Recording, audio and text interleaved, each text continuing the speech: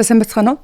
Томоохон амжилттай явж байгаа брэнд компаниудын түүхийг хүн болгон сонирхдаг. За яг энэ чутгаараа бид нэр тухайн амжилттай явж байгаа брэнд компаниудын амжилтын түүх тэдгээрт одоо нөлөөлсөн шийдвэр үйл явдлуудын талаар ярилцахаар Brand Lab подкастыг эхэлж байна.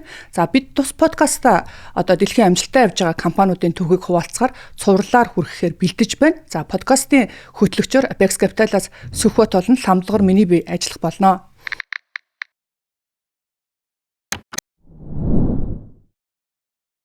За өдрийн мэнд.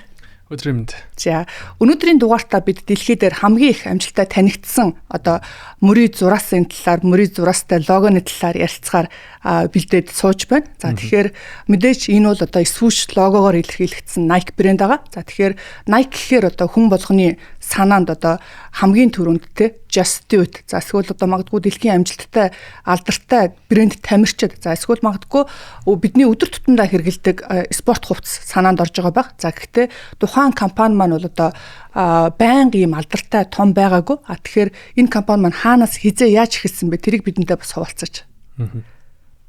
За танд яг Nike компани Nike гэдэг логог төсөөлөхөөр хамгийн түрүүнд юу санаад орж байна? Ялалт. Emotional мэдээ санаад орж байна те. Надад бол яг Nike-г төсөөлөхлөөр яг дунд ангита ээжрээ анхны бүзээ авахлахад хамт явж байгаа нэг үе санаад ордог байхгүй. LeBron 12 гэдэг Nike брендийн бүз. Тэр өөр нь бол Nike зөвхөн тэр хүний өмсөж зүүх хэрэглээхээс илүүтэйгээр бидний дурсамж ч юм эсвэл бидэрт ирчүүж өгдөг мотивашн өгдөг том брендинг болтлоо бид нар тоногч чадсан байна те. Тэгэхээр энэхүү брэнд маань хизэнээс эхэлсэн бэ гэдгийг хамгийн анхны үеэс нь ахуулаад товч ярих гэж бодож байна. За 1957. За энэ он хугацаанд Nike брендийн хоёр үүсгэн байгуулагч Phil Knight болон Bill Bowerman гэдэг хоёр хүн нэг харж ирсэн гэсэн үг. Анхны харцаар нэг харж ирсэн. За энэ бол тухайн үед Phil Knight бол Oregon-ы их сургуулийн оюутан байсан. Bill Bowerman бол хөнгө атлетикийн багш байсан. За Phil Knight нь бол 1938 онд Oregon мужийн Portland төрж өссөн. Oregon-ы их сургуулийг бизнесийн чиглэлээр сурч төгсөөд үүний араасаа Stanford-ын сургуулийг MBA хамгаалсан байдаг. За 1962 онд Phil Knight MBA төгссөн. За тэгээд дөнгөж төгссөн шинэхэн залуу мэрэгчлэлтэнтэй дэлхийг тойроо аялна гэдэг мөрөөдөлд төлөгдөд Японы зүг гараад явсан байдаг. За тэгээд Японд очиод Kobe хотод хүмүүсийн нөө мэдээд байгаа манай тэрээр орд нүртэл явж байсан шүү дээ. Onitsuka Tiger гэдэг юм хоёр ташуу зурвастай брэнд. Тус брэнд дээр очиж ярилцсан. Тухайд бол Phil Knight-д ямар нэг их хэмжээний мөнгө дээрээс нь үүсгэн байгуулсан компани байгаагүй. Тэр брэнд дээр очиод нэгжсэн мод. За би Blue Ribbon Sports брендийн гүйцэтгэх захирал байна. За манай Америкт бол Gulti Sport нэлээд хөгжөөд байна. Том зах зээл байгаа байна. Манай зах зээл дээр бол ингээд гадны том брэндүүд байна. Би бол Японы брендийг тэр брэндүүдэд өрсөлдөж чадах үз гэж харж байгаа болохоор танай брэндтэй хамтарч ажиллахаар шийдлээ гэдэг. Одоо энэ анхных нь үйлчлэх гэсэн үг шүү дээ. Onitsuka Tiger-тэй. Одоо энэ чинь нөгөө Phil Knight чинь болохоор одоо Nike брендийн үүсгэн байгуулагчтэй. Тэгэхээр одоо тухайн сургуульд сурж байхдаа одоо миний одоо уншсанаар бол одоо бизнесийн одоо төсөл бичих төслөөрөө за яагаад энэ бэж болдгүй юм бэ те одоо магадгүй гүлтийн хутлыг гэдэг тэгээд Onitsuka Tiger-тэй одоо уулзах сэтлэн төрсэн байна гэж ойлгоод байгаа шүү дээ те. Тэгэхээр энэний одоо яг сэтлэн болохоор бас тэр нөгөө бизнес одоо нөгөө гэрийн даалгавраа бичиж байхдаа бизнесэд бичиж байгаа гэрийн даалгавраа болохоор одоо нөгөө камерны одоо амжилттай нэвтэрсэн те одоо тэрнээс одоо улбасан байгаа. Яагаад тэгэхээр тухайн үед чинь болохоор одоо Германы Adidas, Puma Америкт одоо аюу алдартай байсан. Тэгэнгүүтээ одоо өөр гутал байхгүй гэсэн тийм. Тэгэнгүүт яагаад Японоос одоо Adidas, Puma-та одоо өрсөлдөхөөс гутлыг оруулж ирж зарж болохгүй юм бэ гэдэг ийм сэтгэлдээрээс одоо үүсэж тэр төсөл нь бичигдсэн гэж ойлгоод байгаа тийм. Тэгэхээр энэ санаачлага нь болохоор одоо нөгөө юутай Японы камер болохоор одоо Германы үнэтэй одоо камерын брэндүүдтэй одоо Америкийн зах зээл дээр бас өрсөлдөж чадаад амжилттай зах зээл дээр нэвтэрсэн бангууд яг тэр одоо нөгөө сэтэл авсан санаа нь болохоор тэгвэл ягаад гүйлтийн гутлан дээр байж болдгүй ингэж эхлээд одоо тэгэнгүүтээ яваад Onitsuka Tiger-тэй одоо биш Onitsuka уулзаад одоо ингээд компани танилцуулаад одоо компанитай байсан мөн хүн чинь компани өөрхөн сэтгэл дотор явж байсан. Сэтгэл дотор нь явж байсан шинэхэн төгсөгч. За тэгээд 62 онд буцаж ирээд юунаас Onitsuka-гаас болохоор эхний самплуудаа явуулах юутагаар гэрээтэйгээр буцаад ирсэн байдаг. Тухайд яг Америкийн одоо гүйлтийн зах зээл дээр те яг ямар хөө байсан байх юм бол спортын хувьд бол сагсан бөмбөг, волейбол, Америк хөл бөмбөг гэх мэт багийн спортууд төлхөө хөгжсөн. Гүйлтийг бол хүмүүс зөвхөн мэрэгжлийн хүмүүсийн хийдэг зүйл. Тэгээ коллежийн олимпийн түвшний тамирчдын спорт гэж ойлгодог болохоор нийтийн биеийн тамир болж нөө хараахан хөгжөөгөө бац. Тэгээд сая таны хэлснээр Adidas болон Puma брендийн бүзнүүд илүү давмгаалж исэн. Гэхдээ яг Phil Knight болохоор байсан нэг сад нь болохоор тэр брэндүүд оюутан ч юм уу те эсвэл залуучууд авч өмсгөд хамаагүй үнэтэй дэдсэн. Яг тэгэхээр Adidas-ын пүүз тухайн үед 16 орчим долларын үнэтэй, Puma-гийн пүүз 10-аас 17 долларын үнэтэй. Гэхэд гэрээ хийсэн дүнгээрээ бол 3.3 доллараар Onitsuka-г Phil Knight авчираад 6 доллараар 6.9 доллар лөө зарах гэрээтэй бац. Тэгэхээр дэлхийн томоохон брэндүүдээс 2 дахин илүү хямд тэгсэн мөртлөө гүйцэтгэлийн хувьд бол илүү дүүц хүч брэнд байгаа гэдгийг харсан болохоор Японд руу явсан гэж хэлж байна. За одоо Японд очичоод буцаж ирээд Америкт компани байгуулсан байх нь шүү дээ. Тэгвэл компани байгуулахдаа хамтрагчаа сонгосон. За энэ бол бизнесийн ер нь бол маш чухал зэг тий зөв хамтрагчаа за зөв зэг дээрээс болоод хамтдаа явна гэдэг нь. Тэр болохоор Орегоны их сургуулийн багш Bill Bowerman очиж санал тавьсан. За надад тийм санаа байна. Танд бол тий илүү инновацлог чанар байна. Тухайн одоо зах зээлийг мэддэг мэдлэг байна. Тийм болохоор хоёулаа хамтраад шинэ компани байгуулъя гэдэг саналыг тавьсан. Тэгээд тухайн үед хоёр үүсгэн байгуулагч маань $500 долларыг нийлүүлээд Blue Ribbon Sports гэдэг компанийг үүсгэн байгуулж Onitsuka Tiger-тэй гэрээ байгуулад Америкийн зах зээл дээр нэвтрүүлсэн гэсэн үг. Энд дэр нэг тодруулахад одоо Bill Bowerman-ийн хувьд болохоор одоо үүсгэн байгуулагчийн маань одоо тасгалжуулагч байсан байж таарж байгаа тий. За тэгэхээр яг тухайн одоо нөгөө тасгалжуулагч буюу одоо оюутан байх үедээ болохоор одоо Knight маань болохоор өөрөө гүүгч байсан, гүүгчлэлтэй тамирчин байсан тий. Тэгэхээр баг дотороо бас одоо нөгөө хамгийн амжилттай тамирчин одоо од тамирчин биш гэхдээ бас муугүй тамирчин байсан учраас би одоо Bill Bowerman-ийн одоо туршилтанд ордог байсан нь одоо гүйлтэнд бол гутал айгүй чухал юм а гэдэг сэтэл санаачлаг гаргаад за тэгвэл би гутлын бизнес эрхлэх гэж байгаа юм чи буцаагаад одоо би Bill Bowerman-тэй ингээд санал тавих нь одоо хамгийн одоо амжилттай болно гэд энэ хоёр маань болохоор 49-51-ээр анх компани тэгэхээр 51 нь болохоор Bill биш 51 нь болохоор Knight за тэгэнгүүтээ 49 нь болохоор Bill Bowerman гэхдээ 51 хувь дээр болохоор гаруулахаар өөрсдөө өөр бүх үйл ажиллагаагаа авч явна. За гэтээ нөгөө талаасаа болохоор юу байх юм бэ гэм нүдэ тэр чинь нэр хүндтэй байсан те. Одоо тухайн үед хамтрахтаа л өөрөө ингээд айгүй алдартай тасгалжуулагч байсан байж таарж байгаа. Тэгэнгүүт тэр нэр хүнд нь бөгөөд нөгөө талаасаа гэх юм бол яг одоо нөгөө тасралтгүй юм эрэл хайгуул хийлдэг тийм инноватлог чанар нь одоо айгүй нөлөөлсөн байгаа юм л та те. Тэгээд тасгалжуулагчийн талаар бас нэг жоохон тодруулж өгөөч те. За ер нь бол шууд тасгалжуулагч гэхэлэр саанд орлоо л доо. Nike брэнд байна Oregon мужийн Portland хотод ерөнхийдөө ер нь боловсроод гарч ир дэлхийн нийт рүү үүссэн гэж хэлж болно. За Bowerman тасгалжуулагчид бол 1911 онд мөн Oregon мужийн Portland хотод төрж өссөн. За өөрөө дэлхийн 2 дугаар дайнд оролцож явж исэн. Тэгээд 1949 оноос хулаад 1972 оны хүртэл багш тасгалжуулагчаар Oregon их сургуульд ажиллаж байсан. Тасгалжуулагчаар ажиллаж байгаа хугацаанд ерөнхийдөө 31 олимпийн тамирчныг төрүүлсэн, мөн 22 NCAA-ийн авраг төрүүлсэн. Тэгэхээр бол мужидо төдийгүй Америкт бол алдартай. За тэгээд илүү инновацлог сэтгэхгүй сайтай тий. Спортыг бол зөвхөн гүйлт пин тамирхээсээ илүүтэйгээр тухайн зүйлийг яаж илүү сайжруулж болох уу гэдгийг сэтгэж чаддаг тийм тасгалжуулагч байсан гэж ер нь бол дурдсан байдаг. Тэгвэл Nike амжилтын одоо эхлэлийн цэг нь өөрөө угаасаа зөв хамтрагчтай байхаас эхэлсэн юм шүү дээ зөв. Бизнесийн зөв хамтрагчаас ухаас гэсэн гэж харагдаж байгаа тийм. Одоо тухайн хүний одоо нөгөө тэр инновацлог чанар бөгөөд нэр хүнд гэдэг асуудал бол одоо тухайн брендийг амжилттай болгоход бол одоо хамгийн чухал нөлөөтэй байсан гэж таарч штэ тийм. Тэгэхээр одоо магадгүй одоо манай подкастыг ингээд сонсогч нар маань одоо залуу бизнес эрхлэгч нар за эсвэл одоо бизнесээ эхлэхгээ явж байгаа, бизнесээ явуулж байгаа.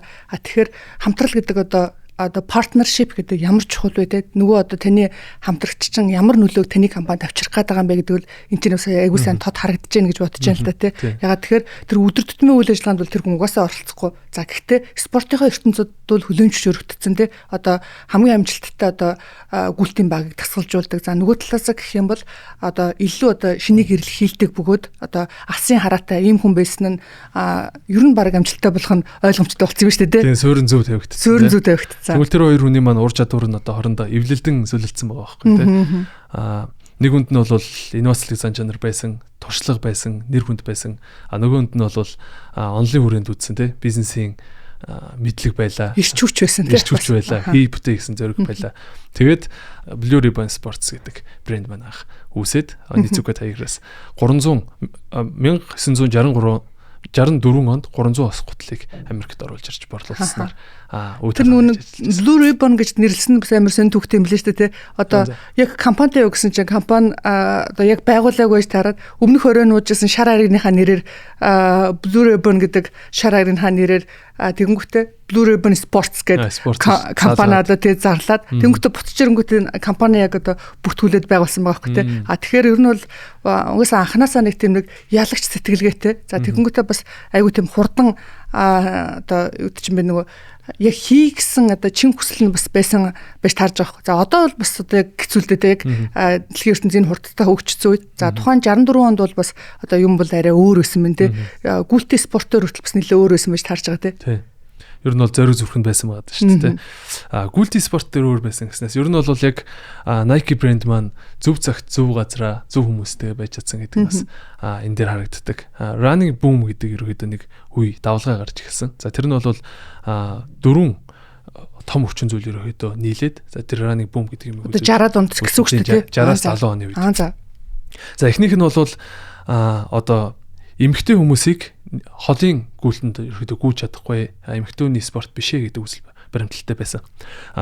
Бостны марафон 1800 оны сүүлээр анхных нь явагдаж эхэлсэн. Буруу санааг бол 1889 он гэсэн. Тэгэхэд хамгийн анхны эмэгтэй тамирчин 1966 онд Бостны марафонд гүйжсэн. Гэхдээ зөвшөөрлөлт өөр биш, хулгай гаргасан. Бостны марафон эхлэхэд яг гарааны ойролцоог нууцж байгаа. Марафонд гүйдгүйсэн шүү дээ. Гүйдгүй байсан. Тэгэхэд хулгайгаар ороод 42 км-ийг эмэгтэй хүн дуусаж чадсан шүү гэдгийг харуулахын тулд 3 цаг 21 минутанд 42 км-ийг дуусгаж марафонд өөрхөн нэрийг бичүүлж исэн. Тууйд нь бол хүмүүс гаргая гэж ч юм уу тайжуулсан гүйж орж ирээд дийлэг өгч байгаа. Тэрний яг дараа жилд нь буюу 1967 онд болохоор өөрхөн нэрийг худлаа бүртгүүлээд Свицер гэдэг нэрээр бүртгүүлсэн номер авсан анхны эмэгтэй хүн Бостонгийн марафонд гүйсэн. Гэхдээ тэр хүн бас эмэгтэй хүнийг гүйлэхгүй гэсэн байсан. Өөр нэрээр бүртгүүлээд гүйж яхад нь хүмүүс бас байлгах гэж оролцсон байгаа. Тэгээ бас тухайн болоогүй тэмцснийхээ замаа дуусгаж чадсан. За үүнээс хавлаад ер нь бол эмэгтэйчүүд за бид нэр гүйлт гэдэг юм чинь хийж чадах юм байна. Гүйлтэнд бид нэр ч гэсэн оролцож чадах юм байна гэдэг юу авсан байгаа. Ирч хүч урам зориг авсан байгаа. Хоёрт бол одоо бүр одоо мэрэгжлийнхаа хувьд одоо нөгөө мэрэгжлийн тамирчтай хувьд гэсэн үг юм биш үү зөв үү? Тий, тамирчтай хувьд. Тэгтээ бас нөгөө нэг өмнө дуржсанаар бас хүн тамирчлалгүйж болно гэдэг нийтийн сэсгүйсэн гэж байна шүү дээ. Тэрийг юугаараа нийтээр гүйж болох юм байна гэдэг мэдээллүүдийг ерөөхдөө мэдрэмжүүдийг хүмүүст өгöd байгаа. Хоёрт 50 оны сүүл 60 оны их үеэр медиа дутуу медиагийн хөгжил сул байсан. Тэгээ 70 оны үед бол ингээд медиа илүү хөгжөөдтэй хүн болгон мэдээлэл авах боломжтой болоод ирж байгаа. Тэр үедээ зэрэгцээд Америкийн нэгдсэн улсын Франк Шортер гэдэг тамирчин маань 1972 оны Мюнхений Олимпиад алтан медаль авсан. Энэ болохоор 1909 оноос илүү 1908 оноос хойш Америкийн нэгдсэн улсын тамирчин марафоны төрөлд алт авсан анхны тохиолдол болж байсан. Тэрийг бас Америкийн нэгдсэн улс улс орон даяараа зурагтаараа үзэж суучсан гэсэн үг. Тэгэхээр бас хүүхд залуучууд тийм ээ. Гүйлт гэдэг чинь ямар гоё юм бэ? Энэ зүйлийг бид нар бас хийж болох юм байна штэ гэдэг мэдрэмжүүдийг ерөөхдөө төрж исэн. За мөн Билл Борман гэдэг эрхэм маань жогинг гэдэг номыг хэвлүүлээд за ер нь гүйлт бол соёл юм аа. Гүйлт бол нийтийн биеийн тамирын спорт юм аа гэдэг юудыг мэдээллүүдийг олон нийтэд тарааснаар ерөөхдөө running boom эхлэх. Тэгвэл ер нь бол одоо яг эхлэлийн цэг дээр нь бас одоо яг running boom одоо бүр нэлээд хүчтэй орж ирснээр одоо компани дээр бас нэлээд түлхэц болж өгсөн ба шүү дээ. Цаг үе бас зөв мэдэрсэн юм дээ. Цаг үе зөв мэдэрсэн. Тэр гэхдээ нэг Bill Bowerman талаар уншиж байхад тэгжсэн шүү дээ. Одоо тэр нөгөө jogging гэдэг ном бол одоо яг Америкийн одоо зөвхөн одоо Америкт ч гэлэхгүй дэлхийн нийтээр одоо нөгөө гүйлт бол нийтийн спорт буюу өдөр тутамдаа хүн одоо магадгүй ажилдаа явахаас өмнө за эсвэл одоо ингээд нөгөө өдөр тутамдаа гүйлтийг ингээд сурталчилж чадсан одоо хамгийн том бүтээл болсон юм а гэдэг талаас нь ярьжсэн. Тэгэхээр яг тэр нөгөө гүйлтийг нийтийн спорт болгоход бол одоо хамгийн нөлөө бүхий ирхэн байсан маа гэдэг оролцсон юм аа тий. Тэгэхээр тэр маань болохоор өөрөө сүүсгэн байгуулагч нь байсан шүү дээ. За одоо ингээд амжилттай 60-д онд за ингээд running boom-ыг ашиглаад Nike брэнд маань зөв газараа байршиж байгаа. Одоо эн чинь Nike-аар болоод байгаа юм уу? Одоо арай Nike болоог үстэй. Nike болоог одоо. Blue Ribbon Sports маань зөв газараа байршсан. Одоо энэ дээр нөгөөдөл маань болохоор зөвхөн Японоос гутал авчираад тэгээд Америкийн зах зээл дээр зарж байгаа буюу одоо зөвхөн дистрибьютор хийж ялаагаад бизнес эрхэлж байгаа шүү дээ, тий. За одоо яагаад Nike болоо явчих вэ? За Nike брендийн ер нь үүсэл суурь 1971 онд тавигдсан гэж үздэг юм лээ. За ер нь бол ингээ Nike томроодсан. За томрохын ирээр ерөнхийдөө зах зээл дээр хүмүүс байр суурь нь гайхаж эхэлсэн тий. Санхүүгийн хувьд жоохон асуудалтай болж эхэлсэн, үр зээлэнд орж эхэлсэн. За тэгээд Tiger Onitsuka брендийн хувьд ч гэсэн харахтаа болохоор Америкт бол том зах зээл байгаа даа. Blue Ribbon Sports бол ингээ бидний нийлүүлэлтийг хангалттай хэмжээний гэж чадахгүй байх шиг байгаа даа. Тэгэхээр ер нь өөр хамтрагч яах вэ гэдэг бас нөө шийдвэрүүд дээр хоорондоо ярилцж эхэлсэн. Тэр нь хэвлэл мэдээллээр явж байгаа самсруу байдлаар манай хоёрын чихэнд хүрсэн. За тэнгуүтэл тэр хоёр нэсэж юм авч байгаа байхгүй. За ер нь бол ингээд дистрибьютор үйлчлэгээ үзүүлдэг. Зүгээр л түгээгчийн тэ бизнес хийгээд их юм бол нэг өдөр л бит хоёрыг сольцоход бит хоёр өөрсдөө бизнес болчих юм шүү. Тэгэхээр хоёулаа энийг дараагийн юм эхлүүлээд илүү одоо нэг юм хумсаа нууж исэн гэхээсээ илүүтэйгээр би брэндтэй байсан гэсэн үгтэй те. За энэ болохоо болчвол би яг бит хоёрыг юу хийж болох вэ гэсэн үндсэн дээрээс Nike гэдэг брендийг 1971 онд үүсгэн байгуулад байжсэн гэсэн үг. За тэгээд тий энэ дээр нэг юм хэлэх мартчихаж одоо 71 он хүртэл хугацаанд бол манай хоёр бол зүгээр ингээд бүх заавал зараад байдаг байсан биш. Billboard маань бол өөрөө Onitsuka Tiger брэнд лөө бас юу удаа өгдөг. Инновацийн дэвшилтэй санаа удаа өгдөг. Дээрээс нь гутлаа туршаал агаад байгаа шүү дээ. Оюутнууд дээр. Тэнгүүтэл ер нь ингээд танаа гутлаа бол ингээд ойрын зайд айгүй хүмүүс ингээд сайн дэмжиж чадаад байна. Тэнгүүл холын зайд гүйж байгаа хүмүүс дээр бол одоо нэг зөөлөвчин те. Улны илэгдэл ингээд баг зэрэг муу байгаа болохоор ингээд гүгчтэй хөлийг өвдөөд байна. Манай тамирчид жоох ингээд юу байгаа даа. Амжилтнаас наашин татаад байна. Тэгэхээр хэдүүлээ гутлынхаа голд ийм зөөлөн юу хийгээд хөөс хийгээд за тэнгүүлээ доотлолт нь болохоор хатуу ул хийгээд ингэх юм бол хол гүйж байгаа хүмүүсийн өсгөө болов үлмийн өвдөхгүйгээр юуг нь амжилтыг нь илүү сайн дэмжиж чадах юм байна гэдэг саналыг хэлсэн. Тэрийг Tiger хүлээж аваад Cortex гэдэг пүүзийг Америкт зээлээ хамгийн алдартай шүү дээ. Ер нь тухай цаг үедээ бол. Тэгээд Nike брэнд ерөнхийдөө үүсэх шатанд орсон байна 1971 оноос. За анх бол бас яг Nike гэдэг брэнд байгаагүй. Blue Ribbon Sports маань явж исэн. Тэнгүүтэл Phil Knight нөө тэрэд ингээл юугаа нэрээ ярилцаалгаа шүү дээ. Тэгсэн чинь Phil Knight болохоор Dimension 6 гэдэг нэрийг ерөнхийдөө санал болгосон байна. За. Тэгсэн чинь одоо бүр тийм нэртэй болох гэдэг шүү дээ. Тэгсэн бол ойлоо өнөөдөр Dimension 6 компани. Гэхдээ Dimension 6 гэсэн бол амжилттай болж чадахгүйсэн байна. Магадгүй хүмүүс төрөхгүй байж магадгүй тийм. Окей.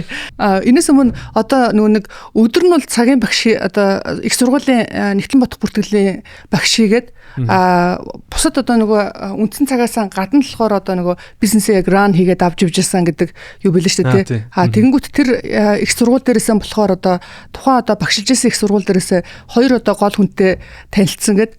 Тэр нь болохоор нэг нь одоо нөгөө swoosh логог нь хийсэн оюутай. За нөгөөх нь болохоор их нэртэйгээ яг танилцсан юм билээ шүү дээ. Тэр тухайн сургууль дээрээс одоо багш хийж явах та. Тэгэхээр тэр сургууль дээрээс бол мэдээж одоо миний авсан хамгийн хоёр гол юм бол нэг нь одоо нөгөө маркетингийн департамент дээр авсан тэр логог нь хийсэн оюутай. Нэрийг нь бол яг сайн санахгүй те. Тэгээд нөөх нь болохоор эхнэр нь болохоор яг тухайн гिचэлдэн суудаг оюутан бисэн билээ л те.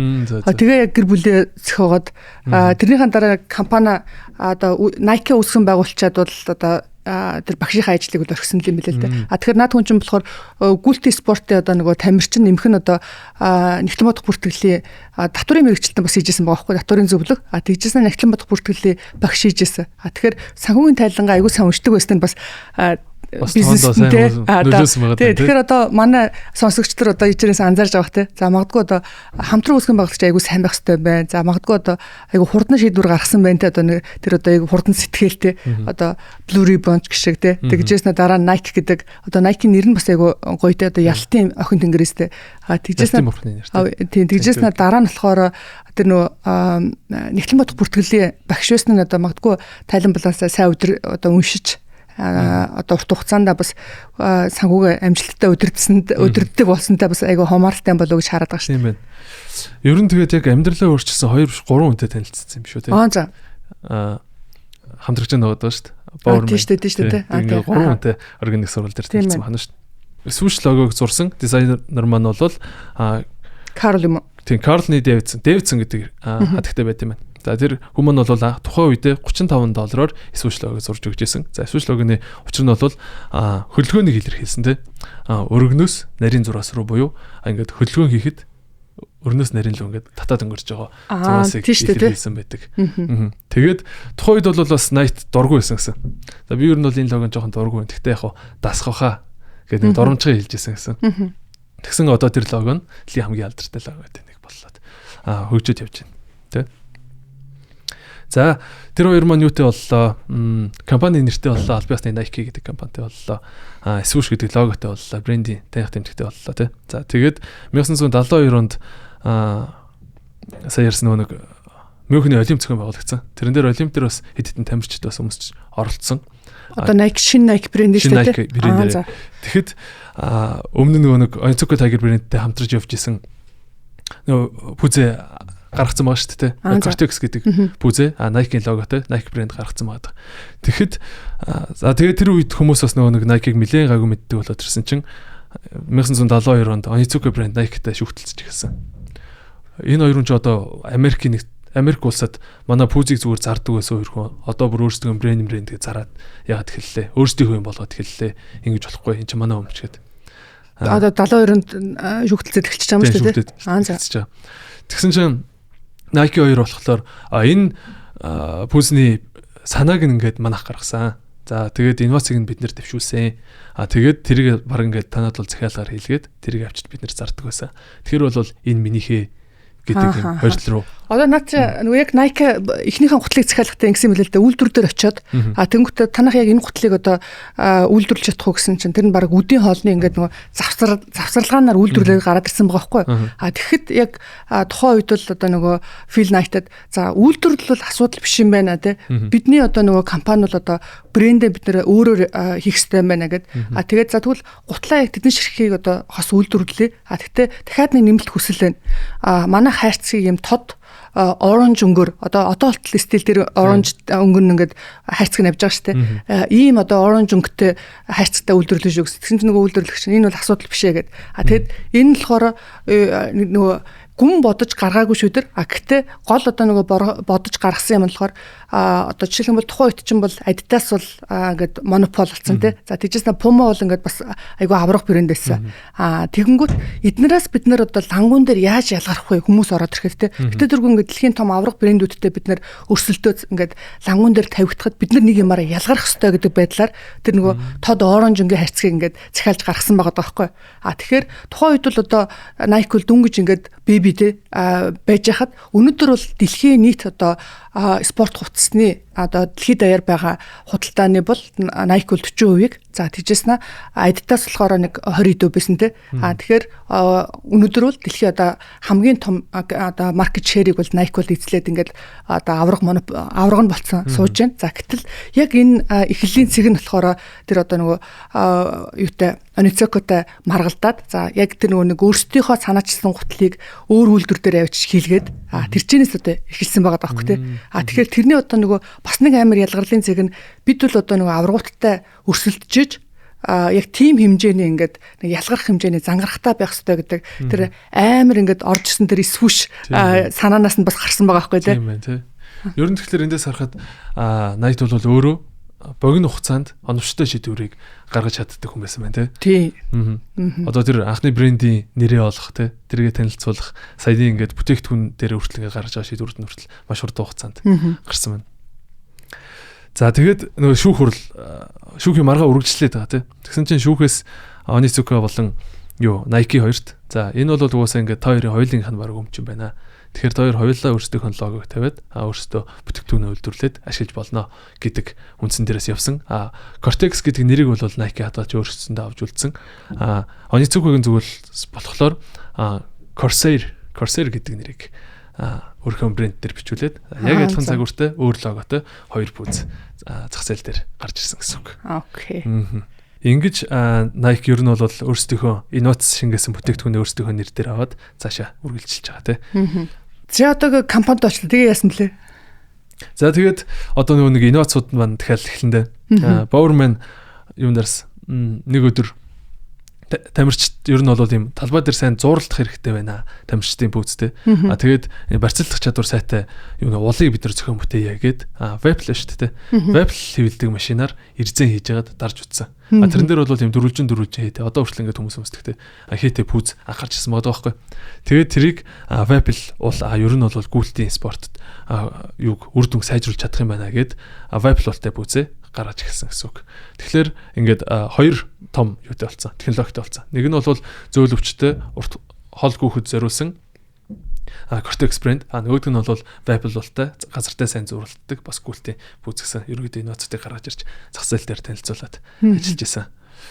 Тэгэхээр одоо жишээлбэл 70-60 оны үед чинь болохоор одоо гутлын инновац гэдэг асуудал бол баг байхгүй байхад бол одоо шинээр гаргаж ирсэн. Энэ бол бас одоо Nike одоо зах зээл дээр амжилттай байрчих бас нэг эхлэлийн цэг нь байсан. Буюу одоо ч гэсэн Nike өөрсдийгөө бид бол зөвхөн гутлын компани биш ээ те. Бид бол одоо ялтын бэлэг тэмдэг технологи бөгөөд брендийн одоо нөгөө шингээсэн компани юм аа.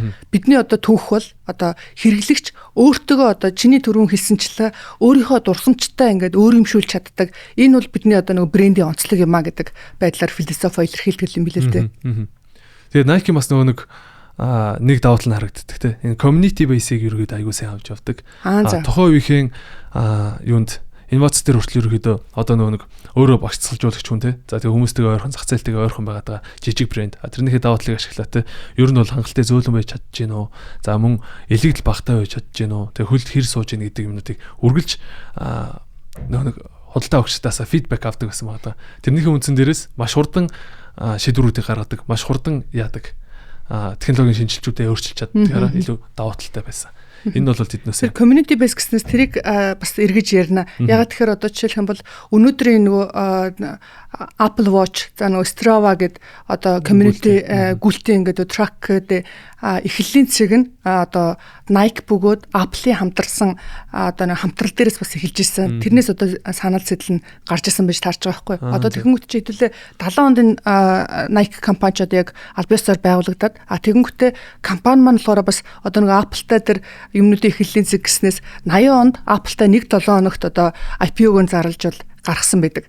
Тэгэхээр бас одоо энэ хоёр компани ч одоо яг олон нийтэд буюу одоо IPO-г хийж гаргахтаа бол нэг өдөр биш 1-7 хоногт гарсан байгаа юм л та зах зээл дээр. За тэгэхэд одоо жишээлбэл тухайн үед бол Nike өөрсдөө бол $400 сая үнэлж зах зээл дээр гарч ирсэн. За $400 сая үнэлж одоо нөгөө 10 жилийн дараа гэсэн үг шүү дээ 70 онд байгуулагдчаад 80 онд одоо олон нийтэд IPO хийхдээ $400 сая одоо үнэлгээгээр зах зээл дээр гарсан. За гэхдээ $400 сая гарахтаа жилийн борлуулалтын орлого нэг $270 сая орлоготой. Тэгэхээр зах зээл бол тухайн компаниг бол одоо яг Nike гэдэг компаниг бол нэг 1.3 дахин одоо 1.5 дахин одоо үнэлгээгээр бол одоо үнэлж бол гаргаж ирсэн байгаа да. Гэтэл яг зэрэгцээд гарч ирсэн Apple брэнд маань болохоор одоо нэг 1.2 тэрбум одоо доллараар үнэлэгдэж гарч ирсэн. За тэгтээ нэг $118 сая одоо нөгөө борлуулалтын орлоготой. Тэгэхээр бол зах зээл нэг 10 дахин одоо нөгөө илүү үнэлгээгээр үнэлж гарч ирсэн байж таарж байгаа. За тэгээд эргээд одоо өнөөдрийн одоо ингээд 26 онд энэ хоёр компани бол хоёулаа л ингээд бас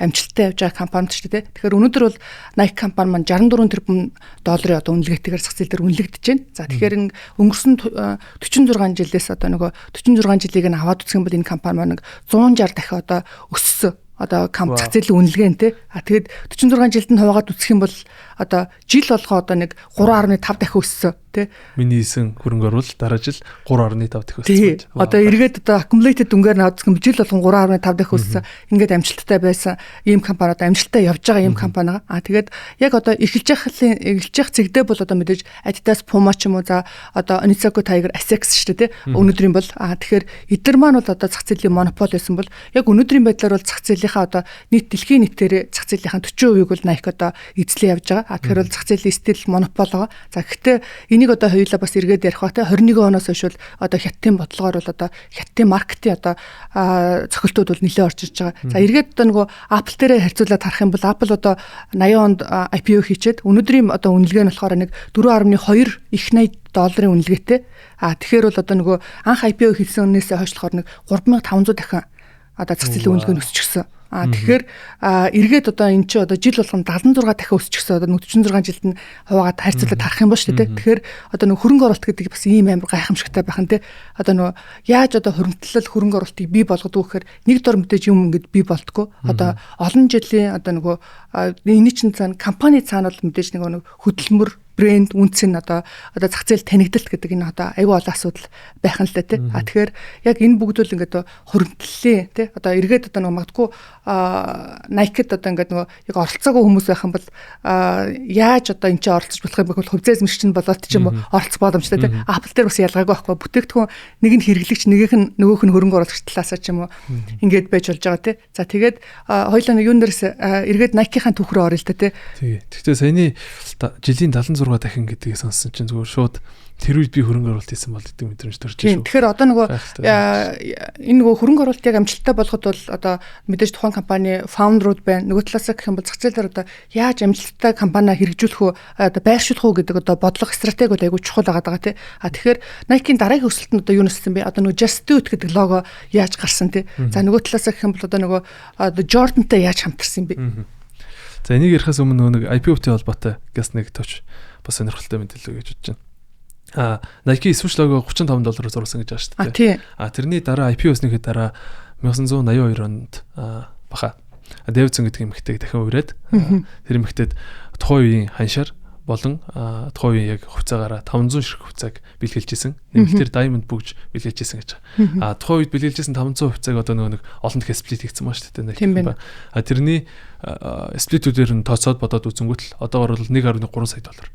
21 оны оргил үедээ бол баруун 4 сая долларын үнэлгээтэй болж хувьцаа олжсэн ба шүү дээ. Үнс нь бүхий хувьцааг ерөөдөө тухайд бэлгэлжсэн. Ийм мэдээлэл байлаа. За 1980 онд IPO хийгээд за цаашдаа хамгийн одоо Nike брендийг оргил төрөх нэг шат болсон зүйл бол Air Jordan-тай хамтрал үүсгэсэн. За 1984 онд Michael Jordan NBA-д орж ирэхээр rookie тамирчин буюу rookie гэдэг нь болохоор шинээр NBA-д орж ирэхээр бэлтгэгдэж байгаа. Эхний жилдээ явж байгаа. Тамирчин баггүй тий. Тэнгүүтэл Michael Jordan бол тухайн үед яг NBA-д тийм өндөр үнэлгээтэйг байсан. За хүмүүс бол ингээд хурдан хөдөлгөөнтэй тий. За тэгээд чадварлаг авиаслаг залуу тоглогч дээр нь ерөөдөө харж исэн. Гэхдээ сонгогдохдоо драфтын 3-аар сонгогдсон. Тэгэхээр ер нь бол тийм өндөр үнэлгээтэй бас биш байсан гэсэн үг. Хүмүүс бол тухайн үед NBA-д 2 метрээс 10-аас дээш өндөртэй тоглогчид одоо эзэрхийлдэг тий. Хамгийн л сайн тоглогчид нь 2 м 10-аас дээш өндөртэй тоглогчид байсан. Тэгэхэд метр 98 өндөртэй нэг залуу гарч ирээд тэгсэн чинь тэрнтэй Nike гэрээ хийж байгаа. Nike гэрээ хийж байгаа. 5 жилийн 2.5 сая долларын гэрээг Michael Jordan-тай байгуулж байгаа. Тэр нь бол мэдээж тухайн үеийн Nike-д бол нэлээд том юу байсан. Зоригтой шийдвэр байсан тий. Яг тухайн тоглогчийг одоо од болно гэж итгээд гэрээ байгуулж гэсэн үг шүү дээ. Тухайн үед гэрээ байгуулсан зорилго нь бол 3 жилд юугаа хугарлын цэг дээр очино буюу энэ гаргасан зарлаа 3 жилийн дотор нөхнөө гэдэг зорилготой байсан. Тэгэхэд 2.5 сая долларын гэрээг ямар хугацаанд нөхсөн гэж бодож байна тий. Нилээн богинохон баха тий. Нилээн богинохон хугацаанд. Нэг жилийн дотор 126 сая орчим долларын борлуулалт хийж чадсан. Одоо нөгөө Air Jordan шүү дээ тий. Энийг эргээд бас нөгөө уншижсэн чинь ингэжсэн л да. Одоо нөгөө Jordan бөгөөд Nike хамтрал бол спортын түүхэнд хамгийн амжилттай одоо нөгөө бизнес хэлтсэлүүдээ нэг юм аа гэдгийгсэн байгаа байхгүй. Тэгжсэн 5 жилийн хугацаанд 2.5 сая долларын буюу одоо нөгөө жилд нэг 500 мянган доллараар гэрээ хийжсэн. За үүн дээрээ нөгөө нэг энэ одоо юугаар ялгаатай байсан гэхээр тухайн одоо сувг буюу тэр одоо бүтээгдэхүүнээс орж иж байгаа нийт орлогын 5% нь болохоор одоо тэр Jordan-д орлого олж ичдэг юм байна л да. Тэгэнгүүт Jordan нийт карьерийнхаа туршид 93 сая долларын одоо орлого хийсэн юм байна л да. Яг цалингаараа. Гэсэн чи өнөөдөр хэдэн сая доллар авч яах гэхээр за нэг ойролцоогоор 300-аас 360 сая доллар жилд зөвхөн Nike одоо биш Air Jordan одоо нэг Jordan брэндээс авдаг. Тэгэхээр энэ нь бол одоо юу гэдэг чинь те нийт карьерийнхаа туршид яг цалингаараа бол 96 сая долларыг одоо нэг орлого цуглуулж чадсан байхад за зөвхөн өнөөдрийн байдлаар бол жилдээ нэг одоо нэг мэдээж хэлбэлцлээд те тэгэнгүүтээ нэг 300-аас 350-аас 400 сая долларын орлого жил болгон цуглуулд юм аа. Тэгэхээр Jordan бол одоо нөгөө бүх цаг үе одоо хамгийн амжилттай эхэлцэл хийсэн одоо спортын хүн гэж явт юм лээ те.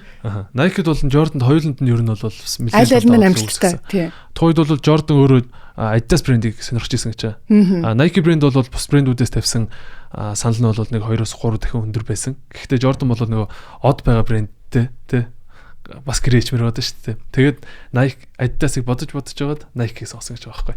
Тэр амар амжилттай байсан юм тий. Тэгэхэд амар. Тэгчээс нь тэрэн дээр бас нэг айгүй сонирхолтой зүйл байсан. Жишээлбэл Jordan 1 айгүй амжилттай болчоо Jordan 2 тийм бас амжилттай болж чадаагүй юм л дээ. Би бас нэг пүүцээ сонирхдаггүй болохоор мэдэхгүй байна.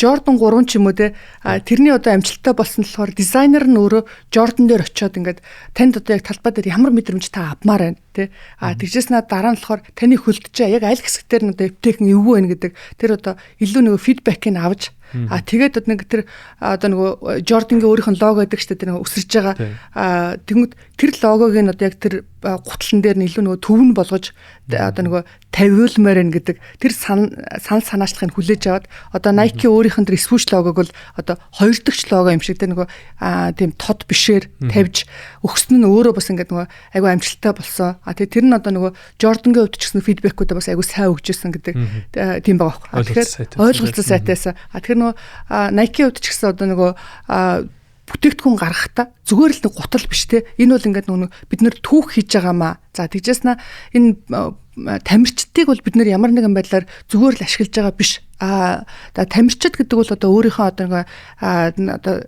карьерийнхаа туршид ингээд түүх бүтээгээд соёл одоо спортын соёлыг бий болгоод энэ соёлтой улбаас одоо нөгөө хүмүүст ингээд нөлөөлөл бий болгоод хүмүүс энэ одоо амжилтынх нь соёлынх нь нэг хэсэг болёо гэдэг байдлаар энэ одоо нэг хэрэгжилж байгаа хутлын ч юм уу те авдаг ийм соёл бий болгоно дэмэ гэдэг одоо яг спорт дээр бас тамирчдыг одоо бүр тийм түүх болгож чадсан нэлийн том хамтрлууд юм билээ шүү дээ те.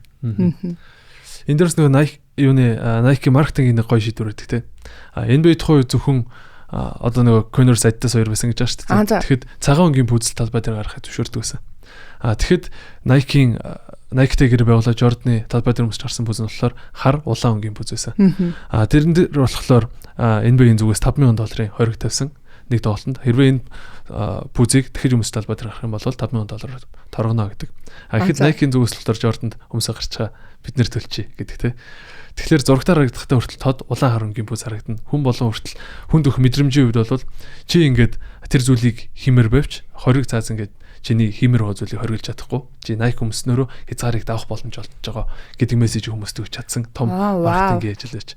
Тэгвэл наад чи нөгөө бас өрөө өгтөө нөгөө Just Do It-тэй шууд уйлдэж штэ те. Окей. Тэр нөгөө Just Do It-тэй 30 жилийн одоо нөгөө ойгоор нь бас одоо нөгөө дахиад ребрэнд хийж одоо юунд Crazy Dream гэдэг одоо юу хийсэн бэлээ шүү дээ те реклам хийсэн. Тэр нь болохоор санаа нь болохоор хүмүүс чамайг галзуу гэж бодож байвал харин ч өдөр чи сайн зүйл мөрөөдөж जैन те зүгээр л юм хийтлээл галзуу юм шиг санагдтаа маа хийгээд эхлэх юм бол энэ бол нөгөө галзуу мөрөөдөл биш яг жихэн бодит байдал болд юм аа. Тэгэхээр зүгээр л хий гэдэг одоо нөгөө тим брэнд болгож философи илүү дахиж сайн танилцуулж чадсан. Тэгэхээр яг одоо тэр нөгөө нэг Jordan-тай хамтрал дээр нь бас одоо ямар нэгэн байдлаар нөгөө зөвхөн спортын талаасаа биш илүү одоо нөгөө брэнд нь өөрөө яг философи талаасаа энэ одоо нөгөө та гараад зүгээр гүөхт чинь ч гэсэн л энэ танаас зөриг шаардж байгаа юм ба тий.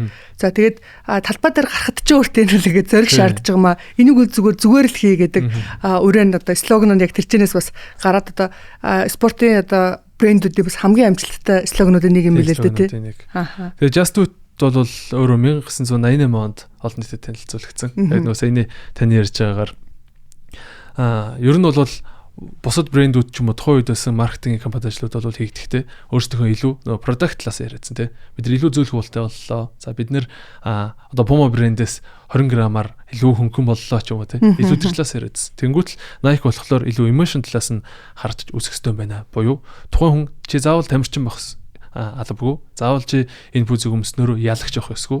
Зүгээр л чи энэ пүүзийг өмснөөрөө өөрхөн дуртай юмыг хийх хангалттай гэдэг мэдрэмж өгөхийн тулд Just Do It гэдэг өрөө боловсруулсан. За тэгээд хэрвээ чи биетэй л болвол чи тамирчин гэсэн үг. Тэгсээс тэ. Чи биетэй л болвол Nike өмсөд гараад бэлтгэлээ хий. Энэ бол чамд даваа талыг олох болно. Биш энэ гиснээс чиний марафоны бэлтгэл хэр явж байна? Миний марафоны бэлтгэл ерөнхийдөө дайжгүй шүү. Түрүү жил оролцсон амжилтаа ер нь ахиулна гэсэн зорилготой байгаа. 7 хоногт 3-4 удаа гүйж байгаа. Тэгтээ ер нь өглөө босоод бол зүгээр л хийгээл үзье гэсэн бодолтой л өсөд байгаа шүү дээ. За харин тэгэхээр яг одоо нөгөө бидний тархинд хүртэл ингээд амар хөлөлцсөн байхгүй одоо тий зүгээр л хий гэдэг тэр философи нь. Окей. За хоёулаа тэгвэл цаашаа юу руу явъя л да. Одоо 80 онд IPO хийчихсэн тий. За энэс хойш ч болохоор одоо Jordan-тай гэрээ энтер бол айгүй амжилттай болчихсон. За дараагийн одоо нэг амжилтын бас гол хөшүүргүүд нь юу гэж чадсан бэ? За Nike брендийн дараагийн өсөл хийх юм бол одоо орлогоо солонгоруулах буюу тий олон брэндүүдийг өөртөө нэгтгэж чадсан. За эхнийх нь бол Michael Jordan-ыг тусдаа брэнд болгож хөгжүүлээд Air Jordan брендийг 1997 онд олон нийтэд танилцуулсан байгаа. Тэгэхээр тухайн үед Jordan 1 2 3 гээ гарч исэн бол цаашдаа Jordan брэнд маань өөрөө илүү сагсан бөмбөг суурьтай брэнд болж өсч өгч байгаа. Ингэснээр болохоор хүмүүст те яг нэг сагсан бөмбөг сонирхчдод илүү ихтгэл зориггөхөөр тэгээд performance илүү сайтай бүтээгдэхүүнүүдийг хөгжүүлж чадсан. За үүний араас 2004 онд Converse брендийг өөртөө нэгтгэж чадсан. 2004 онд нэгтгэсэн юм те. За. Одоо нэг үүсгэн байгуулагч Phil Knight ч юм бол одоо 64-өөс 2004 он болохоор гүйцэтгэх захирал хийсэн байхгүй өөрөө. Тэгэхээр одоо яг Nike брендийн түүхэн дэх хамгийн урт хугацаанд одоо яг гүйцэтгэх захирал хийсэн. Одоо бол мэдээж нэг компани гол шийдвэр гаргадаг хувьцаа эзэмшлийг бол өөртөө эзэмшдэг. За нөгөө талаасаа гэх юм бол одоо нөгөө хүндэт ерөнхийлөгч гэдэг байдлаар одоо шийдвэр гаргалтанд бол өдөртмөн үйл ажиллагааны шийдвэр гаргалтанд бол оролцдог. Тэгэхээр л 2004 гэдэг чинь яг Converse-ыг одоо өөртөө нэгтгэж явах үед нь бол дараагийн гүйцэтгэх захирал ирсэн юм шүү дээ. Үе шилжижсэн байна. Тийм ээ тий. За. Тэр 2004 онд иймэрхүү том үйлдэлүүд явчихад. Тэгэхээр Phil Knight гүйцэтгэх захирлаас болоод дараагийн гүйцэтгэх захирал гарч ирэх тэр үе шилжилтүүд ерөөхдөө нэрээ яаж явагдав те. За. Тэнгүүд Phil Knight ч юм болохоор одоо мэдээж компани founder шүү дээ те. Тэгэхээр тэр хүний философоор л одоо компани руу явсан байхгүй. Тэгэхээр Phil Knight гэж одоо хийм бэ гэнгүүт чи тэр хүн чи өөрөө одоо илүү тамирчин суурьтай те. За тэгэнгүүтээ нөгөө одоо чи жишээлх юм бол нөгөө гүйлтийн race чи хэдтэй гүйж байна. Гүйлтийн pace. Тийм. Минийх чин 5:27. Чи чинь бол бас амар сайн гүд юм штэ. Тэр нь жоохон хичээл. Би тэрийг нь бол яг сайн ойлгоогүй л дээ. Гэсэн чи 1 майлыг болохоор 4.4 минут 1 секундэд дуусгадаг гэж байгаа байхгүй. Тэгэхээр тэр нь болохоор яг тийм нөгөө од тамирчин бол байж чадаагүй. Гэхдээ бол тийм муугүй тамирчин байсан. Тэгэхээр тэр хүний одоо яг үндсэн философи нь болохоор одоо спорт суурьтай байж таарж байгаа байхгүй. Тэгээд 1964-өөс 2004 онд бол Phil Knight өөрөө гүйцэтгэх захирал хийжсэн. Тэгэхээр бол компани одоо яг нийтдээ ингээд суурьаар нь ДНХ-д нь одоо одоо Phil Knight одоо философи бол ингээд бүтэн шингэчихсэн тий. Тэгэхээр энэ хүн ямар хүн байсан бэ гэх юм бол спортсуудтай илүү ялт сэтгэлгээтэй. За одоо заавал дөрмийн дагуу байх ёсгүй тий. Дөрмийг зөрчөөд ч хамаагүй одоо нөгөө хүсэндээ хүрж болно гэдэг ийм философитой тийм хүн байсан байж тарж байгаа байхгүй. Одоо тэр нөгөө Jordan-тай хамтрал ч юм уу тий. Ингээд харж болж байгаа гэсэн. Тэгээ 2004-өөс 4 онд болохоор шинэ гүйцэтгэх захирал гаднаас урагдаж авчирсан. За тэгэхээр шинэ гүйцэтгэх захирлыг болохоор илүү одоо нөгөө нэг дэлхийн нийтээр ингээд consumer based бүтээгдэхүүнийг ингээд амжилттай байршуулж чадсан одоо хүнийг өөр чивчирсан байгаа юм л да. Тэгэхээр энэ гаднаас авчирсан гүйцэтгэх захирал болохоор William Price гэдэг гүйцэтгэх захирал байгаад байгаа. Тэгэхээр гадны менежмент бол одоо философи нь бол Nike-д бол одоо нөгөө амжилттай байршиж чадахгүй нэ гэдэг байдлаар тухайн гүйцэтгэх захиралтай бол одоо үүсгэн байгуулагч гүйцэтгэх захирал хоёрын алсын хараа одоо яг давхцаж чадахгүйгаас болоод 2 жилийн дараа бол тухайн хүн бол одоо ажиллаа өгөөд одоо компанид нийтдээ 26 жил ажилласан Марк Паркер гэдэг гүйцэтгэх захирал бол одоо дараагийн гүйцэтгэх захирал болсон. За тэгэхээр тухайн гүйцэтгэх захирал маань болохоор 2006-аас 20 онд бол одоо ажилласан. За тэгтээ одоо Nike хөдлөхөөр одоо компанид бол 26 жил ажиллачихсан. Одоо нэлээ одоо нөгөө компани философиг бас өөртөө шингээчихсэн. Тэгэхээр дараагийн одоо нөгөө Марк Паркер гэдэг гүйцэтгэх захирлын хувьд болохоор одоо ч гэсэн компани одоо төлөвлөлтөөр төгсөн үйлдэл одоо хүндэт ерөнхийлөгчөөр бас суудаг. Одоо executive chairman буюу одоо тодорхой хэмжээний нөгөө саналын эрхтэй өдөртмөө одоо нэг тутас дээр бол саналын эрхтэй ийм гүйцэтгэх захирлаар суудаг ийм хүн байгаад байгаа. Тэгэхээр тус тухайн хүний одоо хийсэн одоо гол одоо ажил нь гэх юм бол Apple-тай хамтарсан тий одоо илүү одоо нөгөө community base-ийг болохоор юун тал руугаа дижитал тал руугаа технологи тал руугаа одоо шилжүүлж чадсан байгаа. Спортын технологитой одоо хамтруулах гэж ингээд оролдлого хийсэн одоо эхний орлогууд нь бол бий болсон гэсэн. Тэгэхээр одоо Nike ч болохоор анханасаа л нөгөө community based буюу худалдаа авагч нараас бүртгээд за нөгөө талаас санал фидбэкийг аваад тэрэн дээрээс үндэслээд одоо нөгөө компаниудынхаа бүтээгдэхүүнүүдээ хөгжүүлдэг байсан байж тарж байгаа шүү дээ. За гэхдээ стил одоо 2006 он болтол болохоор Nike эцсийн харилцагч нарынхаа одоо хин бэ те ямар одоо сонирхолтой юм бэ. За тэгэнгүүтээ тэрийг ингээд нөгөө database болгож чаддаггүй одоо яг ашиглаж чаддаггүй байсан байж тарж байгаа байхгүй. Тэгэнгүүтээ 2005 онд болохоор одоо энэ компани ч одоо нэлээд амжилттай явж байгаа компани байгаад шүү дээ. Тэгэхээр одоо өнөөдөр одоо бол гүйц захирлаа өгчихсэн байгаа. Одоо яг гүйц захирлаа өгөхөөр шийдчихсэн байгаа. Одоо нэг Apple-ийн Tim Cook-ийг одоо төлөөлөл өдөртөх зөвлөлтөд урьж авчираад 2005 онд урьж авчираад 2006 онд болохоор Apple болон Nike одоо хамтарсан бүтээгдэхүүнийг одоо нөгөө танилцуулсан, олон нийтэд танилцуулсан. Тэр нь болохоор одоо гүйлтийн гутлан дээр сенсортэй. Тэгээд Apple-ийн iPod-н дээр ингээд нөгөө сенсор ингээд мэдээлэл өгдөг те. Та тэдэн майл гүйлээ шүү. За тэгжээс нь одоо та дараагийн зорилго чинь юу юм бэ гэдэг. Тэгвэл одоогийн нөгөө Apple Watch яваад шүү дээ. Тий. Одоо Apple Watch болон Strava те. Эдгээр энэ нөгөө community гэж яг эхлэлийн ингээд нөгөө санаа нь болохоор яг энэ Nike Apple хоёрын хамтрал дээрээс гарч таарж байсан байгаа байхгүй. Гэтэ энэ нь бол одоо яг бүтээгдэхүүн бол зах зээл дээр бас тийм хараахан амжилттай ингээд нөгөө viral болж чадаагүй одоо бусад бүтээгдэхүүн шиг зах зээл дээр амжилттай барьж чадаагүй. За яагаад тэгэхээр одоо хэрэглэгч нарт жоохон хэцүү байсан те. За жишээлбэл бол тийм сенсортэй гутал авах хэрэгтэй. За тэгжсэн дараа нь болохоор нөгөө заавал iPod-той байх хэрэгтэй. Тэгжсэн нөгөөтгөө үзүүлэлтүүдээ ингээд нөгөө түүхэн датагаа харахын тулд одоо компьютертэй байх хэрэгтэй гэдэг. Энэ айгүй олон үзүүлэлтэлсэн байгаа байхгүй. Одоо бол хэдүүлээ ингээд ботход бол зүгээр л нэг цагтай юм уу эсвэл утастай байхад л ингээд баг бүх зүйлийг хэмжиж байгаа шүү дээ тий. Тэгэхээр энэ ер нь бол санаа нь болохоор одоо тухайн үеийн одоо 2006 оны одоо нөгөө Apple болон юуны Nike хамтрал дээрээс бол ингээд гараад тэгээд энэний бүтээгдэхүүнүүд нь цаашаа хөгжүүлэгдээд одоо л ингээд хүмүүсийн өдөр тутмын хэрэглээ болчихсон явж байгаа юм билэ. Тэгэхээр энэ Mark Parker гэдэг захирал болохоор одоо 6-аас 20 он болтол буюу 14 жил гүйс одоо өмнө нь болохоор компанид 26 жил ажилласан хүн байжгаад 14 жил компани гүйс захирал хийгээд дараагийн одоо гүйс захирлыг бол одоо нөгөө илүү одоо дижитал технологи тал руугаа бид нар бас бүтээгдэхүүнээ хөгжүүлж болж байна тий. Одоо тэгх зорилгоор бол одоо eBay-д ажиллаж байсан. За нөгөө талаас технологи одоо дижитал шилжилт хийх зорилгоор дараагийн гүйц захирлыг бол технологийн салбараас бол урьж авчирсан байгаа. Тэр нь болохоор John Donovan гэдэг ийм гүйц захирал байгаа. Тэгэхээр тухайн гүйц захирлын хувьд ч гэсэн бас нэг л хараахан тийм удаж чадаагүй нэг гаднаас авчирсан гүйц захирал 2020-с 24 он буюу 4 жил гүйц захирал хийгээд за гэтээ энэ захирлын үед одоо гарч ирсэн бас нэг одоо нөгөө шийдвэрүүд нь бол одоо илүү одоо шууд эцсийн харилцагчтай бид нар community base-ээр ингээд явах юм аа. Nike одоо нөгөө онлайн одоо худалдааг илүү явуулъя гэдэг байдлаар 20-с 24 он гэхээр чи ковид үед тийм. Тэгэхээр ковидын үед бол тухайн одоо бодлогонууд нэлээд амжилттай хэрэгжижсэн байж тараад за гэхдээ тэрнээс хойш болохоор нөгөө урт хугацаанд болохоор амжилттай байж чадаагүй. За ягаад тэгэхээр Nike угаасаа өөрийнх нь философи суурь нь өөрөө спортын одоо нөгөө тамирчид суурьтай. За нөгөө талаас гэх юм бол дэлгүүрүүдийнх нь одоо нөгөө соёл нь те дэлгүүрүүд нь Nike гэхээр чин тэр дэлгүүрүүдийнх нь соёл нь одоо өөрөө бас нэлээд том байсан.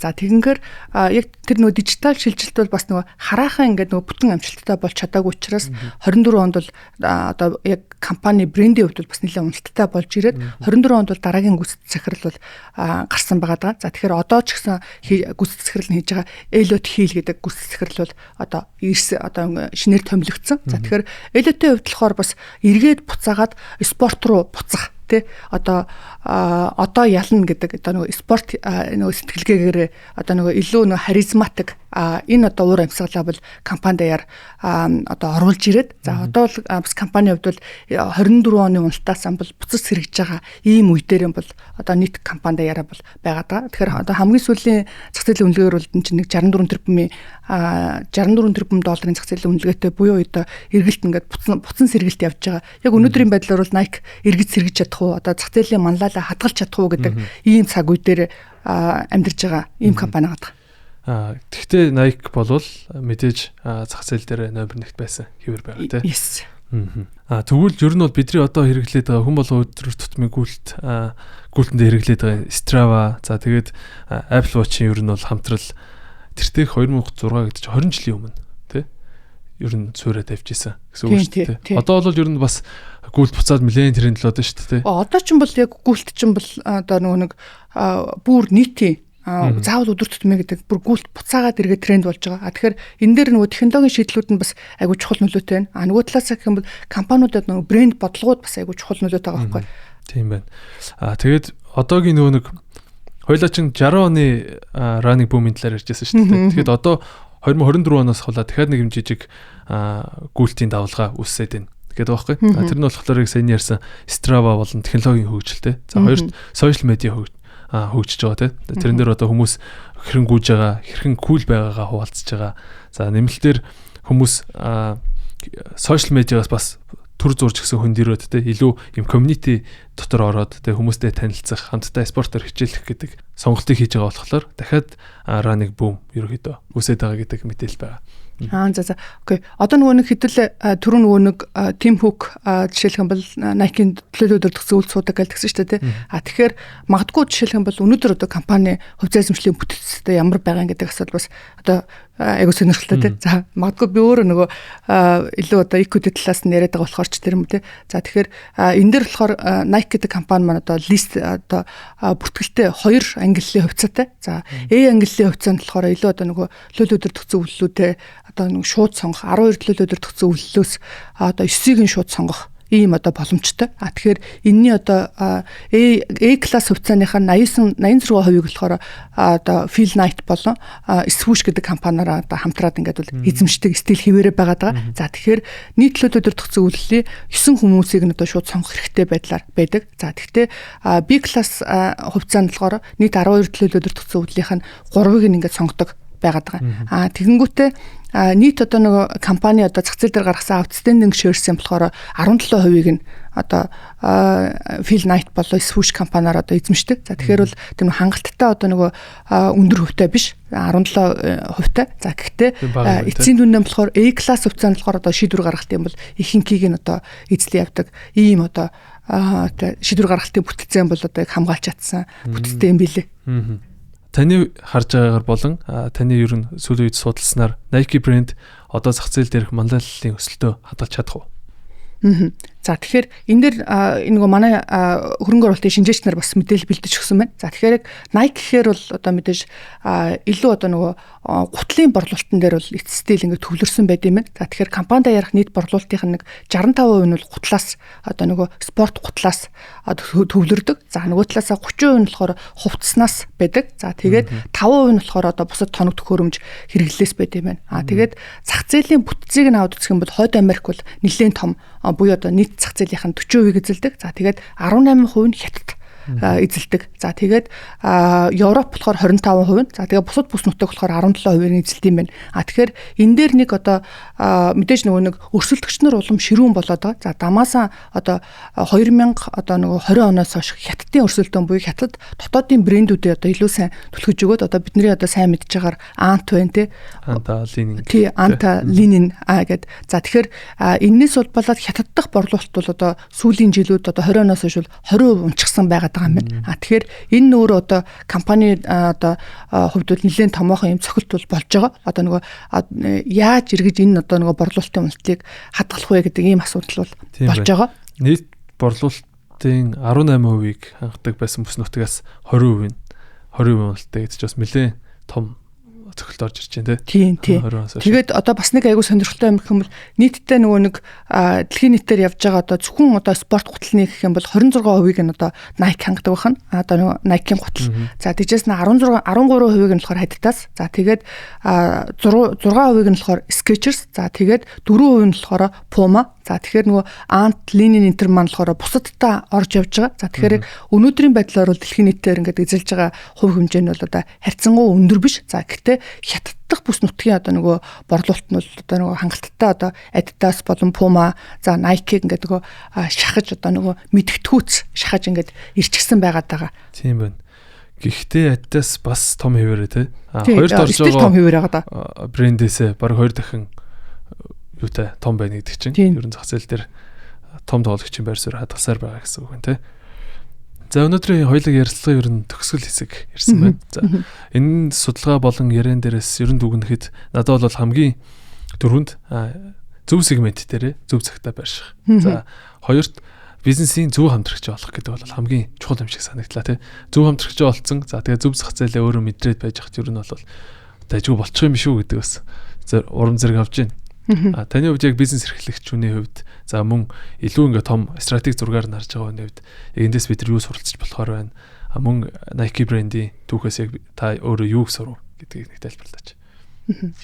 За яг ингээд нөгөө уншаад явж байхад бас нөгөө амар тийм догтлолтой байсан тий. Одоо яг тухайн хэтрийн олон мэдээлэл ингээд нөгөө нэг зэрэг авцсан учраас магадгүй нөгөө энэ тент ингээд хоригдуулсан юм байж магадгүй тэрийг бас одоо сонсогчд маань тий яг энэ гоё хэсгээ яриаггүй штэ гэх юм бол бас нэмээд өгөөрэй гэж хүсэж байна. За яг одоо компанийн хувьд одоо амжилттай болсон гэх юм бол мэдээж тэр нөгөө нэг үүсгэн байгуулагчийн майндсет гэдэг асуудал бол нэлээд ингээд нөгөө давмгаалж байна тий. За ягаад тэгэхээр эргээд одоо гаднаас хөрөнгө одоо нөгөө шинэ удирдлага авчираад 2 жил болоод солисон байна тий. За дараа нь дахиад гаднаас хөрөнгө одоо нөгөө 2 жил болчоод за тэгэхээр энэ одоо нөгөө үүсгэн байгуулагчийн яг үзэл баримталтай нийлэхгүй байсан учраас бол дахиад компани дээр одоо 26 жил болж ирсэн 26 жил болсон дизайнераа ингээд үс захирлаар тавиад явсан байна. За тэгэхээр бол нөгөө Nike гэдэг компани маань одоо Phil Knight болон одоо Bowermanтэй бол ингээд нөгөө салшгүй ингээд нөгөө холбоотой буюу за тэгэхээр тэр хоёрын хүний үзэл баримтал юу байсан бэ гэх юм бол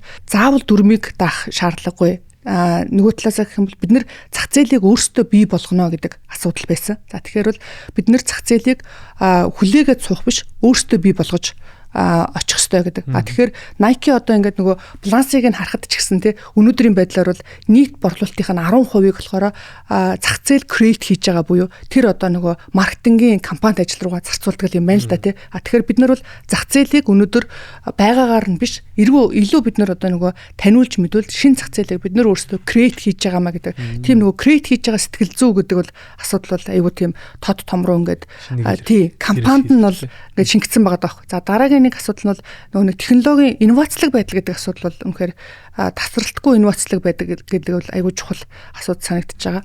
Тэгээд 2006 оны тэр нөгөө юутай Apple-тай хамтраад ерөнхийдөө технологийн одоо нөгөө салбарууд руу харилцагч нараа одоо community based байлгая гэдэг асуудал бол бас нэлээд ингээд нөгөө чухал байсан байна гэдэг харагдаж байгаа. За тэгэхээр Nike гэдэг брендийг ингээд аваад үзэх юм бол энэ бол нөгөө зөвхөн гутал хувцас гэхээсээ илүү соёл хүмүүсийн майндсетийг ингээд нөгөө оруулаад ирсэн гэдэг асуудал бол айгүй чухал тий. За тэгээд нөгөө Crazy Dream гэдэг компанид ажлыг нь санаж байгаа бол тэрний одоо нөгөө сурталчилгааг нь хараад бол ингээд баг ингээд хүн огшоод босхоор тий. Тэр болохоор юу байж байна гэхээр та заавал одоо нэг ингээд нөгөө таны мөрөөдөл чи хүмүүс ингээд галзуу гэж таныг хэлжсэн ч та тэрийг үйлдээд эхлэх юм бол энэ галзуу биш жинхэнэ бодит болно. Тэгэхээр эннээсээ бол одоо нөгөө таны хийтлэл энэ бол галзуу юм аа. Та хийгээд ирэх юм бол энэ бол галзуу биш зүгээр л хийгээд үйлдэлээ эхэл гэдэг. Энэ философи нь бол ингээд бүр компани даяараа ингээд шингэсэн байгаа нь бол одоо өнөөдөр ч гэсэн ингээд стил хадгалагдсан хэвээр байгаа тий. Тэгээд дараагийн бас нэг айгүй ингээд нөгөө чухал харагдаж байгаа юм гэх юм бол тамирчидтай айгуу сайн хамтарч чадсан. Тэгэхээр тэр тамирчдыг зөвхөн одоо нөгөө алтартай тамирчин болохоор ч юм уу хамтраагүй тэр тамирчдын одоо үзэл баримтлал нь компани үзэл баримталтай нийцж гинүү гэдэг асуудал дээр бол айгуу чухал шалгуур шаардлагыг тавьдаг гэсэн байгаа юм да тий. Тамирчдаа сонгохдоо тий. Тэгээд одоо жишээлбэл бол түрүү хоёлын ярьсан спортын төвөнд хамгийн амжилттай одоо Jordan-ы хамтрал байна тий. За тийжээс нь одоо Serena Williams байна. За LeBron James байна, Kobe Bryant гэх ингээл та нарын одоо айгуу сайн мэддэг те. Тэгэхээр энэ бүгд чи өөрөө тухайн тамирчин өөрөөрөө дамжуулаад соёлыг бий болгоод одоо нэг түүхийг бий болгоод байгаа маа. Тэгэхээр тэр түүхтэй одоо таач гэсэн хамт байгаамаа гэдэг тэр философиг буюу одоо нэг зүгээр гутал зараад Nike реклам гэхээр нэг юм нэг гутлыг рекламдаад байгаа шүү дээ. Тэр цаатлын мэдрэмжийг яриад байгаа байхгүй. Тэгэхээр тэр асуудал бол айгүй чухал санагдаж байгаа. Одоо яагаад гэдэг асуудал дээр ингээд асуултаар дандаа хариулж тавьдаг те. За тэгээд бас нэг зөрөгтэй хурдан шийдвэр гэдэг асуудал одоо түрүүний хоёулангийн хайрсаа оранж хайрцагнаас ахуулаа те. За тэгжээснэ тэр нөгөө шууд нөгөө компанийнхаа нэрийг бодож байгаа. За тэгжээснэ тэр нөгөө swoosh логог одоо нөгөө амар богино хугацаанд окей гэд авч байгаа. За тэгээд сүүлийн захирлуудынх нь бас хийж байгаа шилжилтүүд бол бас нэлээд сонирхолтой санагдаж байгаа. За тэгэхээр бол яг энэ бүгдийг ингээд дүгнээд харах юм бол одоо нөгөө ямар суурьтай, ямар философитой байсан бэ гэдэг одоо нэг бас хадгалж явж чадсан нь өөрөө энэ брендийн одоо өнөөдрийг ботлох юм амжилттай түүх юм болов. Тэгээд бас энэ ч нэг зах зээл дээр айгүй олон сорилтууд бий болоод тэрнтэйгээ ингээд нүүр тулаад арталт нь гарч чадж байгаа бол айгүй чухал асуудал байна л гэж харж байна. Тэгээд яг Nike бол үүсэхдээ бол одоо нөгөө жижигхэн цэгээс эхэлсэн. За гэхдээ өнөөдөр бол зах зээлийн 40% хангадаг одоо ийм аврах том компани болчихсон. Маш том тоглогч болчихсон. Тийм, маш том тоглогч. Дэлхийн одоо хамгийн том тоглогч болчихсон. Ингээд байж байна. Тэгээд үнэхээр амар сонирхолтой те. Окей. За тэгээд галзуу зүйлсийг зүгээр л хийцгээе, тийм ээ. За өнөөдрийн ярилцлага дээр надтай хамт байж гоё сонирхолтой түүхийг хуваалцсан хамт захиралтай баярлалаа. Мөн энэхүү подкастын маань дуустал нүүцэн нийт сонсогчдод баярлалаа. Brand Lab подкастын хамгийн анхны дугаар байлаа. Бидний алдаатай болон сурж мэдэх бүх зүйлстэй хамт байж цаашдын дугаарыг маань үзээрэй гэж бодож байна. За мөн дэлхийн томоохон компаниудын хувьцаа за хөрөнгө оруулалт зэргийг та InvestX аппликейшнээр дамжуулан хормын дотор хийх боломжтой. Тэгэхээр яг одоо Apex Traders аппликейшнаа татаад InvestX үйлчилгээг сонирхоод үзээрэй гэж хэлмээр байна. Баярлалаа. Баяртай.